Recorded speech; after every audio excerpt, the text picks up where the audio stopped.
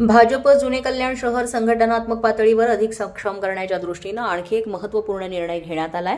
जुने कल्याण शहराध्यक्ष अमित धाकरस यांच्या नेतृत्वाखाली आणि भाजप जुने कल्याण शहर उपाध्यक्ष गणेश खंडारी यांच्या मार्गदर्शनाखाली निलेश बोराडे यांची भाजप जुने कल्याण शहर क्रीडा प्रकोष्ठ संयोजक म्हणून नियुक्ती करण्यात आली आहे। यावेळी पदाधिकाऱ्यांनी भविष्यातील संघटनात्मक योजना, क्रीडा क्षेत्रातील उपक्रम आणि कार्यपद्धतीबाबत सविस्तर चर्चा केली।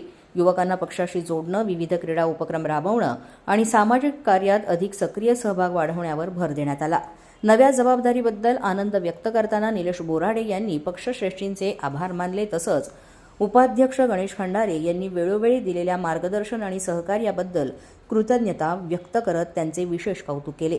नव्या जबाबदारीमुळे आगामी काळात क्रीडा प्रकोष्ठच्या माध्यमातून विविध सामाजिक आणि क्रीडा उपक्रमांना अधिक गती मिळेल असा विश्वास व्यक्त करण्यात आला। मी गणेश दादा भेटलो, गणेश दादा बोलले ठीक आहे आपण बोलू या विषयावर, तुझा विषय घेऊ आपण पुढे। आणि दादांनी खरंच मला खूप सहकार्य केले।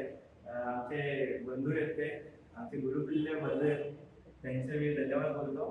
आणि एवढं बोलून माझे बोलू शकतो। थँक्यू।